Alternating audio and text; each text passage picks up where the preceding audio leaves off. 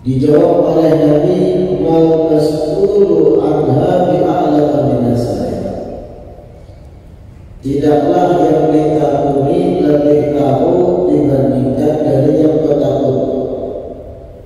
Qala akhbirni an amaratiha. Kalau begitu kabarkan kepadaku jangan tanda-tanda kiamat, tanda paratnya kiamat.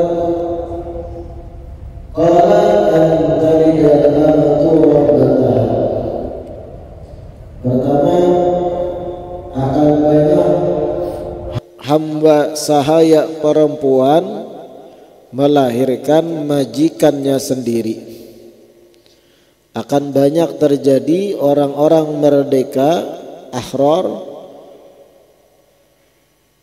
berhubungan dengan hamba sahayanya yang perempuan, kemudian hamil dan melahirkan anak. Wa antaral hufatal uratal alata ri'a asya yatatawaluna fil bunyan. Dan tanda kiamat selanjutnya, ujar Nabi, engkau melihat orang-orang yang tadinya kesana kemari tanpa alas kaki, dan mereka orang-orang yang fakir, hidupnya bergantung pemberian orang. Ri'a asya, kebanyakan mereka mengembala kambing.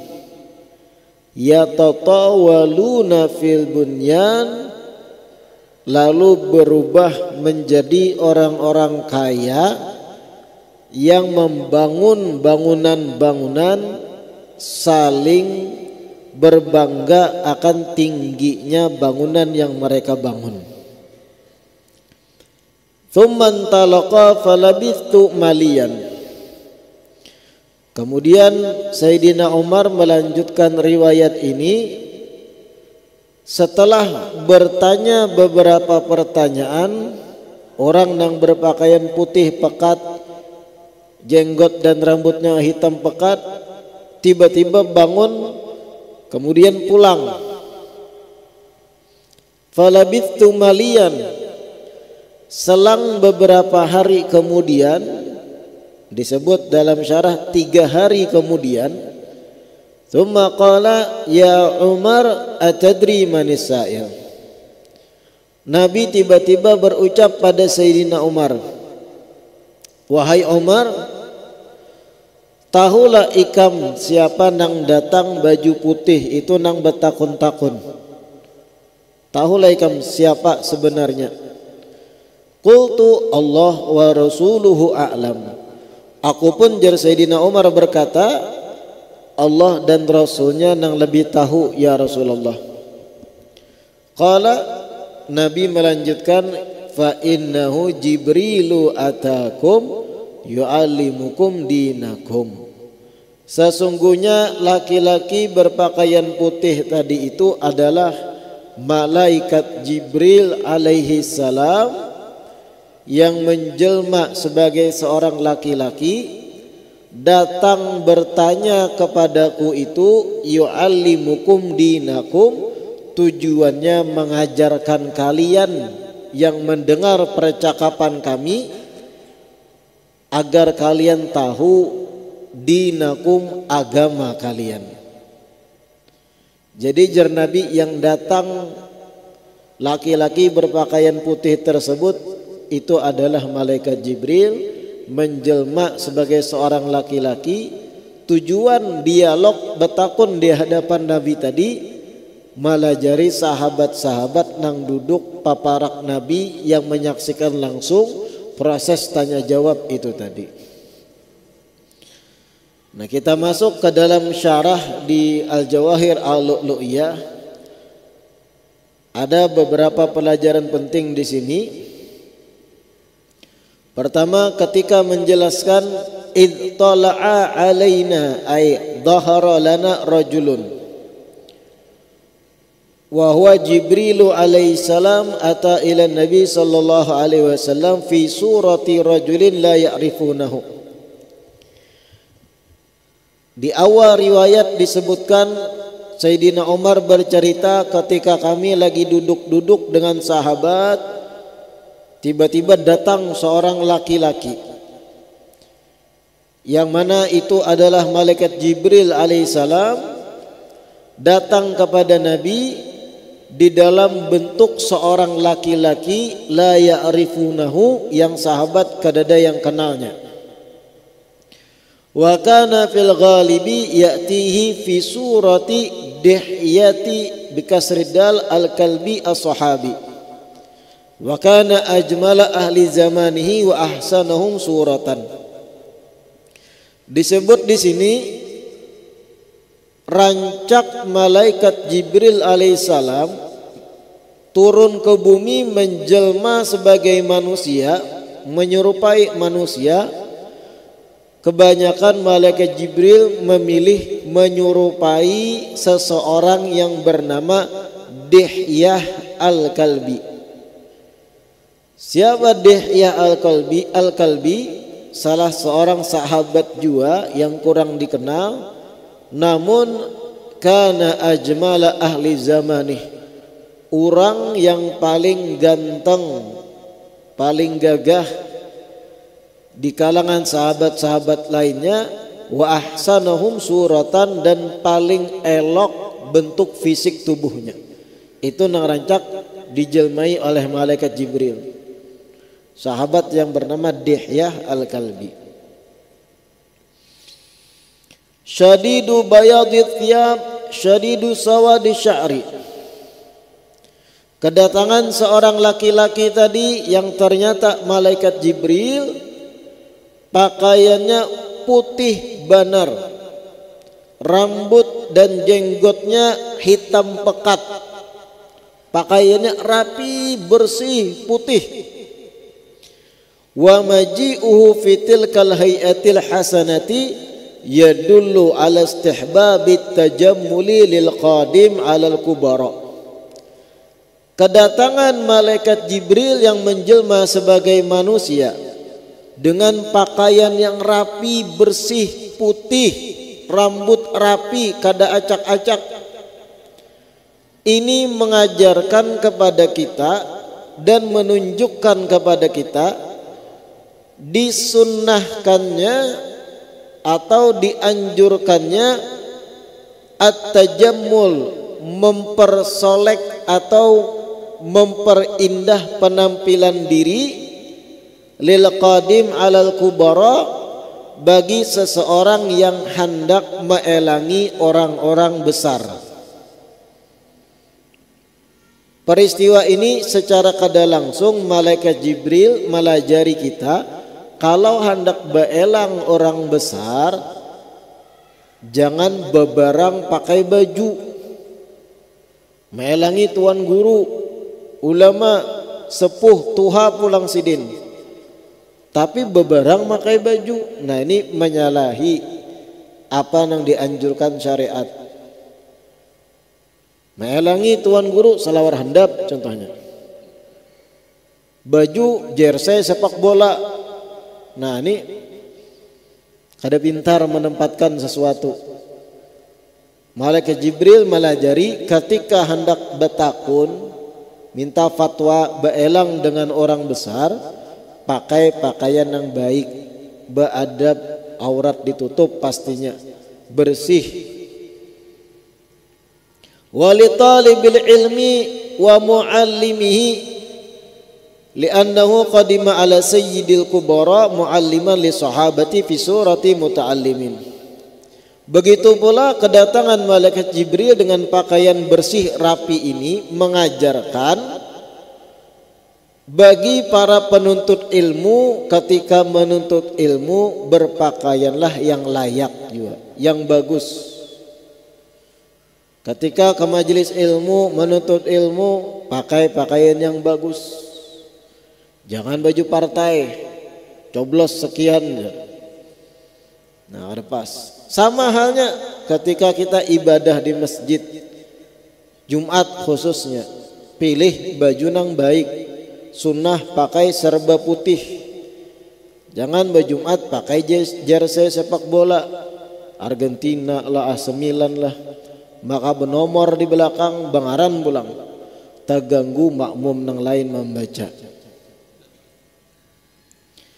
Li'annahu qadima ala sayyidil kubara mu'alliman li sahabati fi surati muta'allimin. Karena malaikat Jibril ini mendatangi pimpinan para pembesar, mengajarkan pada sahabat dalam bentuk orang yang hendak menuntut ilmu. Malaikat Jibril mendatangi Nabi lalu dengan pakaian yang betul-betul rapi melajari sahabat kayak ini adab ketika kita mendatangi Rasulullah sallallahu alaihi wasallam. Wa nuqila an Ibni Abdissalam annahu qala la ba'sa bilibasi syi'aril ulama ay alladhi yu'rafuna bihi fa inni kuntu muhriman fa ankartu ala jama'atin muhrimin la ya'rifunani ma akhallu bihi min adabit tawaf. Diceritakan Al-Iz ibni Abdissalam, ulama besar, beliau berkata, kada papa bagi seseorang dikenal alim, tidak mengapa bagi seseorang yang dikenal sebagai orang alim untuk memakai pakaian ciri khas ulama, bebolang, betongkat, bejubah, bagi yang bujur alim. Apa alasannya Jersidin? Fa inni kuntu muhriman. Suatu hari aku pernah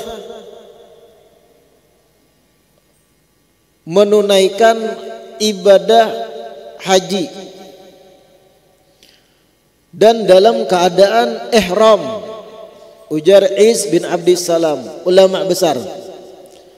Ketika aku berpakaian ihram, aku melihat ada jamaah sekelompok orang yang sama-sama dalam keadaan ihram, la ya'rifunani, dan mereka tidak kenal denganku.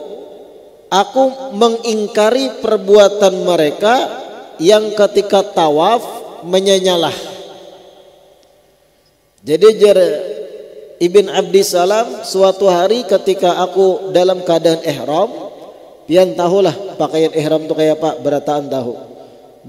Dua lembar kain atas bawah, kada berkopiah, kada bobolang. Ulama pun ketika sudah dalam keadaan ihram, orang yang kada kenal sebelumnya kada tahu sidin ulama, karena sama pakaian orang ihram seberataan. Ketika aku dalam keadaan ihram lagi tawaf di sidin, ada sekelompok orang lagi tawaf tapi beberang. Entah tawafnya kada bujur-bujur, bacaan salah, ditagur oleh sidin. Falam yakbalu, mereka nang ditagur kada menerima. Napa nih menagur-nagur kami? Karena yang menagur nih pakaian ihram juga, padahal ulama besar. Falamma labistu thiyabal fuqaha wa ankartu alaihim dzalik sami'u wa ta'u. Tuntung ibadah tersebut, kemudian tahallul sudah juga, berpakaianlah Ibnu Abdussalam tadi pakaian khas ulama, jubah, bolang, imamah, menamui orang-orang yang tadi ditagur sidin ketika tawaf. Ketika melihat pakaiannya kayak itu, hanyar jersidin sami'u wa ata'u, hakun mendengarakan dan hakun taat dengan papadahanku. Nah, jadi pakaian tuh pengaruh juga, pian. Di samping berbicara adab ketika mendatangi orang besar tuh harus pakaian bagus, ulama sendiri penting untuk memilih pakaian ketika mengajarkan ilmu agama. Ulama, tuan guru, orang alim ketika mengajarkan ilmu agama, penting juga melihat dan memilih-milih pakaian yang dipakai. Kalau pakaian biasa, padahal sidin alim, tapi pakaian biasa, orang awam setengah mendengarakan. Orang alim contohnya pakai baju biasa, besalawar kada bukopiah babaju hem managur orang lagi dudukan mabuk contohnya kada didengari biasanya karena orang banyak memandang casing. Tapi ketika sudah pakai jubah, imamah, tongkat contohnya managur, orang lebih mendengar, oh berarti bujur si dini ulama orang alim. Itulah cara memandang orang awam. Makanya jar sidin penting ulama berpakaian yang pas dengan kealimannya gitu.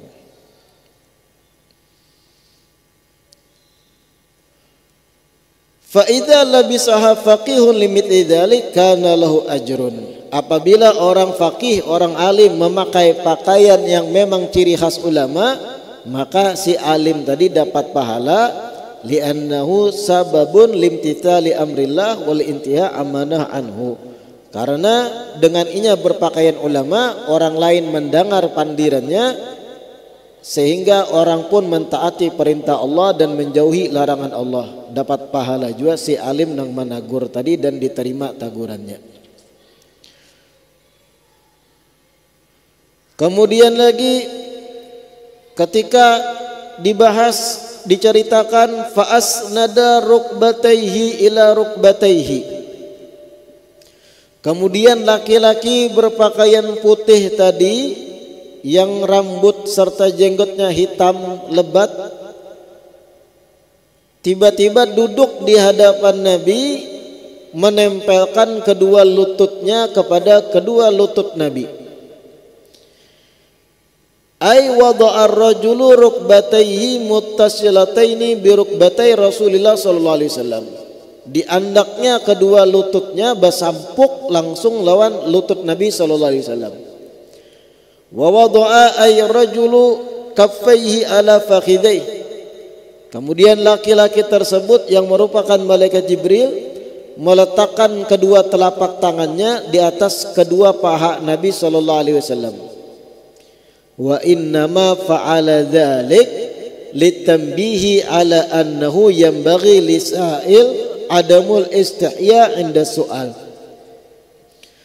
Malaikat Jibril melakukan ini, menempelkan dua lutut sidin kepada lutut Nabi, tujuannya melajari sahabat bahwasanya orang yang menuntut ilmu, orang yang bertakun jangan supan ketika bertakun dengan orang yang berilmu.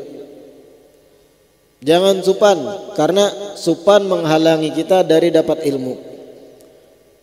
Wa yanbaghi lil mas'ul as-safhu 'anis sa'il wa in ta'adda ma yanbaghi min ihtiram lil mas'ul wal adab ma'ah.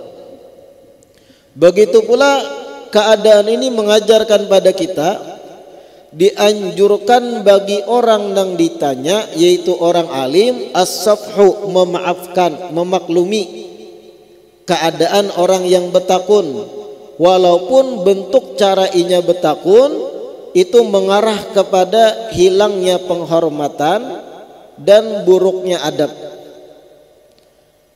Kan tiba-tiba datang langsung bersampuk lintuhut, secara kada langsung kurang adab.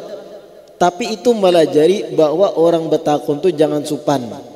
Dan melajari juga orang alim yang ditakuni banyak-banyak memaklumi keadaan awam ketika bertakun dengan cara yang kurang adab.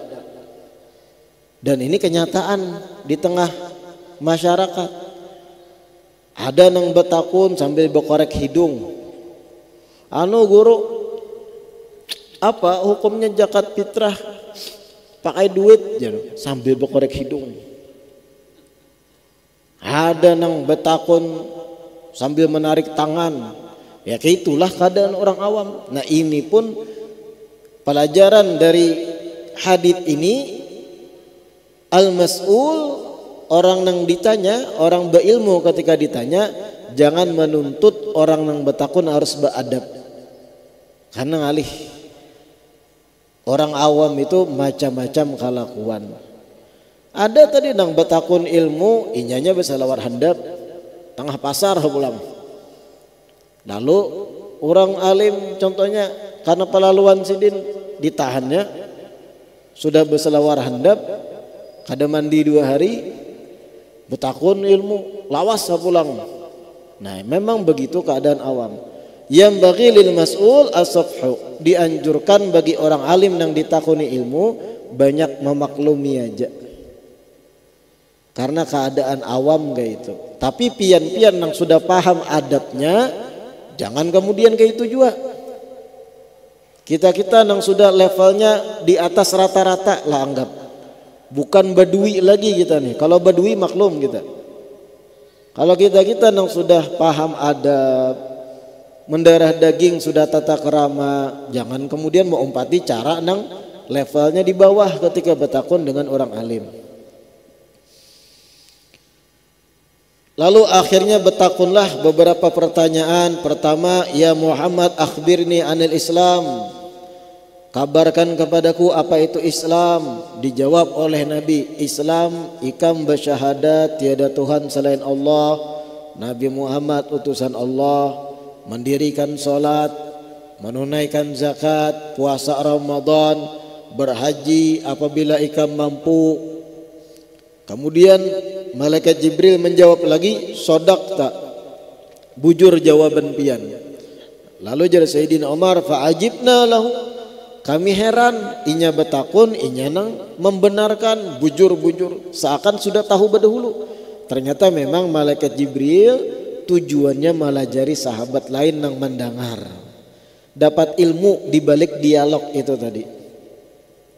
Kemudian bertakun lagi, fa akhbirni anil iman, kabarkan ulun tentang apa itu iman. Dijawab Nabi, rukun iman 6 itu, beriman pada Allah, beriman pada malaikat-malaikat Allah, beriman kepada rasul-rasul Allah, kitab-kitab Allah, hari kiamat. Kemudian beriman dengan qada dan qadar baik dan buruknya. Lalu bertakun pulang yang ketiga, akhbirni anil ihsan, kabarkan kepadaku apa itu ihsan. Ujar Nabi, an ta'budallaha ka'annaka tarah, fa in lam takun tarahu fa innahu yarak. Ikam beribadah kepada Allah seakan-akan melihat Allah, dan kalau ikam kada melihat, maka yakini Allah melihat ikam. Lalu bertakun yang ke selanjutnya, akhbirni anis sa'ah, kabarkan kepadaku apabila kiamat. Ujar malaikat Jibril. Dijawab oleh Nabi, mal mas'ulu anha bi'a'lama minas sa'il, tidaklah yang ditakuni lebih tahu dibanding yang bertakun. Sama-sama kita kada tahu apabila spesifik tanggal harinya kiamat terjadi. Namun di dalam syarah disebut, wal haqqu annallaha subhanahu wa ta'ala lam yaqbid nabiyyana sallallahu alaihi wasallam hatta atla'ahu ala kulli ma abhamahu alaih. Yang sebenarnya adalah Allah subhanahu wa ta'ala tidaklah mencabut roh Nabi kita Muhammad sallallahu alaihi wasallam mengecualikan sebelumnya Allah sudah memberitahu seberataan apa nang Nabi sebelumnya kada tahu. Tidaklah Nabi wafat, maksud sidin, kecuali sudah diberitahu Allah Ta'ala apa-apa sebelumnya Nabi kada tahu, termasuk apabila kiamat terjadi. Illa annahu amalahu bikatbi ba'di wa i'lamin bil ba'di. Hanya saja Nabi diperintah menyembunyikan sebagian yang sudah diberitahu dan mengisahkan sebagian yang sudah diberitahu. Nabi itu tahu aja apabila kiamat terjadi, tapi memang diminta untuk kada diberitahu pada orang awam. Itu maksudnya. Ujar Syekh Muhammad Al-Jurdani. Kemudian yang luar biasanya, pertanyaan selanjutnya, akhbirni an amaratiha. Ujar malaikat Jibril, kalau begitu tanda-tanda paparak kiamat barang sampaikan kepadaku, supaya dapat pelajaran juga sahabat. Jar Nabi, Yang pertama, antalidal amatu rabbataha. Sudah ulun jelaskan pertemuan sebelumnya. Bahari itu ketika perbudakan masih ada, kita nih bisi budak bebinian. Kita boleh menggauli binian budak tadi walau tanpa ikatan nikah. Tunggarannya tasriyah. Ketika inya hamil, lahir, anaknya tuh statusnya merdeka, bukan budak. Banyaknya para majikan melakukan hal ini termasuk tanda kiamat. Lebih memilih menggauli hamba sahaya ketimbang istri-istrinya yang ahrar, yang merdeka.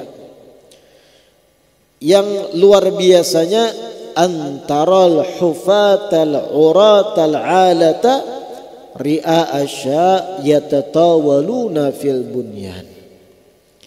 Termasuk tanda kiamat parak, ujar Nabi, ketika engkau melihat orang-orang hufah, jamak dari hafi, nang tadinya kada basandalan, kada bisi duit nungkar sandal, bedui kujuk-kujuk kada basandalan.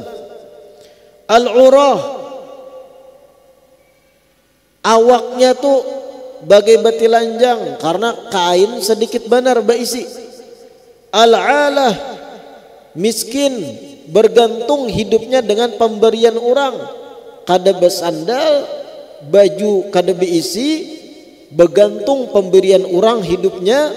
Ri'a asya, sebagian mereka itu penggembala kambing profesinya, yatatawaluna fil bunyan, tiba-tiba menjadi orang sugih kaya raya, lalu membangun bangunan tinggi menjulang ke langit, saling berbangga-bangga antar satu dan yang lain akan bangunan tinggi yang mereka bangun.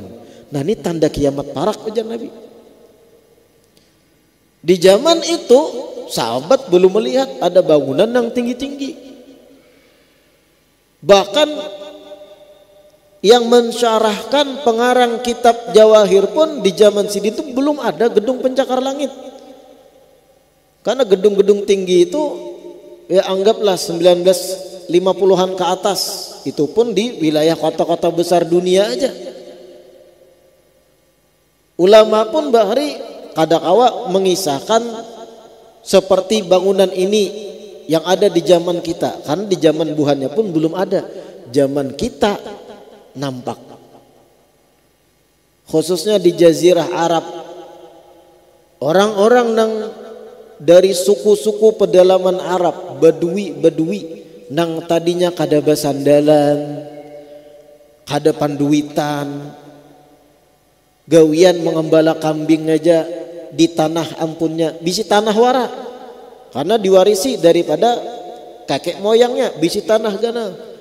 Tiba-tiba ketahuan tanah kepemilikannya di bawahnya ada minyak, dieksplor orang, jadilah orang miliarder, triliuner, kaya raya, sugih, langsung bakajut, lalu membangun bangunan tinggi-tinggi menjulang ke langit. Dibangun tahun sekian, bangunan yang tingginya sekian. Berapa tahun kemudian ada yang sugih juga, dibangunnya yang lebih tinggi. Sampai di Jazirah Arab itu banyak sudah bangunan tinggi-tinggi. Yatatawaluna fil bunyan, jar Nabi, saling meninggikan bangunan. Akhirnya tadinya mereka itu Arab Badui, tahunya mengembala kambing, kada basandalan. Tapi setelah tahu apa yang ada di bawah tanah yang mereka selama ini pakai gesan lahan mengembala kambing, lalu jadilah orang kaya raya, bos minyak, bangunlah bangunan tinggi. Nah, ini tanda kiamat parak benar sudah. Ya kada juga pang parak benar isok kada juga bang. Artinya tanda kiamat sudah terwujud yang jauh hari Nabi mengisahkan. Zaman sahabat belum ada bangunan pencakar langit. Zaman tabi'in kada ada. Zaman Imam Ghazali kada ada. Zaman ulama Ibn Hajar, Imam Ramli kada ada. Zaman kita melihat yatatawalun fil bunyan tuh bujur ada, saling membangga-banggakan bangunan tinggi. yang tadinya mereka tuh orang nang aradhilun nas, bukan orang kaya raya. Yatatawaluna fil bunyan ay yatafakharuna bitulihi wa kathratihi wa irtifaihi wal muradu anna asafilan nas yasiruna akabira wa ashaba tharwatin zahiratin fatakthuru amwaluhum wa tansarifu himamuhum ila tasydidil bunyan wa zakhrafatihi hatta innahum yatabahawna wa yatafakharuna bihi fayaqulu al-wahidu minhum li sahibihi bunyani atwalu min bunyanik wa yaqul al-akhar bunyani ahsanu min bunyanik yaquluna dzalik ujban wa takabburan. Mereka yang saling membanggakan tingginya bangunan maksudnya adalah di sini asafilun nas yasiruna akabira wa ashabat tharwatin dhahirah. Orang-orang yang tadinya ekonominya di bawah, orang yang tadinya badui, kada bisi apa-apa, asafilun nas tiba-tiba menjadi orang-orang besar yang memiliki kekuatan ekonomi sehingga hartanya bertambah banyak dan semangat hidupnya justru untuk membangun bangunan-bangunan dan memperindah bangunan yang mereka bangun sampai mereka saling berbangga, saling beagak satu sama lain, sampai-sampai berucap salah seorang dari mereka, bangunanku lebih tinggi dari bangunan Ikam. Yang lain berucap juga, bunyani ahsan min bunyanik, bangunanku lebih bagus dari bangunan Ikam. Yang mana mereka tuh berkata demikian sebagai bentuk ujub dan bersombong diri. Nah kayak ini aja ulama bahari menjelaskan. Adapun kita melihat langsung keadaannya, bangunannya melihat tinggi-tinggi, jangankan jauh-jauh di daerah Uni Emirat, di Makkah bangunan tinggi, para Ka'bah dibangunnya. Iyalah, orang wah ini kada lagi terpukau melihat Ka'bah, terpukau melihat jam ganal. Padahal itu bangunan yang termasuk tanda kiamat. Yatatawalun fil bunyan. La ilaha illallah. Wa'lam anna italatal bina lam takun ma'rufatan fi zamanin Nabi sallallahu alaihi wasallam. Ketahuilah Jarsidin, meninggikan bangunan itu di zaman Nabi sesuatu nang kada masyhur, kada dikenal. Balkana bunyanuhum qasiran biqadril hajah. Tetapi malah bangunan yang dibangun Nabi dan sahabat, rumah-rumah begitu pula masjid, qasiran, pendek kada tinggi bangunannya. Qasiran biqadril hajah, sesuai kebutuhan. Kalau kebutuhannya cuma 2 meter, 2 meter aja dibangun gitu. Wa anil Hasan al-Basri annahu qala kuntu wa ana murahiqun adkhulu baita azwajin Nabi sallallahu alaihi wasallam fi khilafati Utsman fa atanawal saqfaha biyadi. Imam Hasan Basri tabi'in dari Basrah berkata, ketika aku masih halus belum balik, aku masuk ke rumah istri-istri Nabi di Madinah di zaman Sayyidina Utsman jadi khalifah.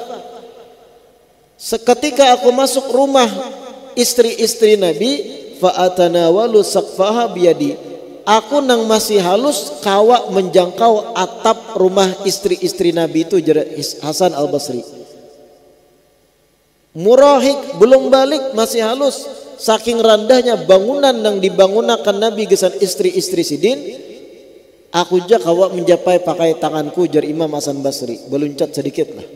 Artinya rendah, sederhana bangunan di zaman Nabi sallallahu alaihi wasallam.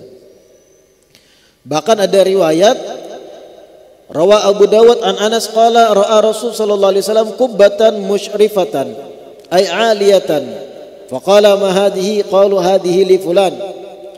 Diriwayatkan oleh Imam Abu Dawud dari Anas bin Malik, suatu hari Rasulullah sallallahu alaihi wasallam melihat ada kubah yang menjulang tinggi, rumah dikubahi tinggi. Nabi bertanya, mahadihi, apa ini? Bangunan apa nih tingginya? Qalu, dijawab oleh sahabat yang lain, hadihi li fulan, ini bangunan ampun fulan bin fulan ya Rasulullah. Fasakata hatta jaa, Nabi diam langsung sampai datang nang ampun rumah tadi. Fa'arada anhu, Nabi bepaling kada mau melihat muhanya. Nang ampun rumah mewah tinggi tadi, bepaling Nabi kada mau melihat muhanya. Fasyaka ila ashabihi, atau fasyaka li ashabihi, yang ampun rumah mewah tinggi tadi pun mengadu pada sahabat yang lain, kenapa Nabi kada hakun melihat muha ulun gitu nah. Fa ukhbira al khabar, dikisahkan bahwa Nabi kada senang melihat bangunan yang tinggi megah. Fahadamaha, akhirnya nang ampun rumah pun dihancurnya rumahnya nang megah nang tinggi tadi. Daripada kada dilihati Nabi, kada ditagur Nabi, hancurnya.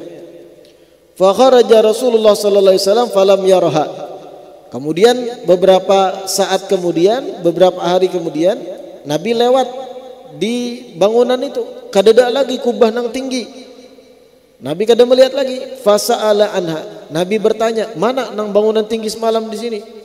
Faqalu syaka ilaina sahibuha i'radak fa akhbarna fahadamaha. Dikisahkan oleh sahabat, yang ampun rumah ya Rasulullah mahancur sorang. Ketika melihat pian kada mau memandang muhanya, inya sedih dihancurnya bangunan tadi. Supaya pian mau meitihi inya tu nah, mau menyayangi inya.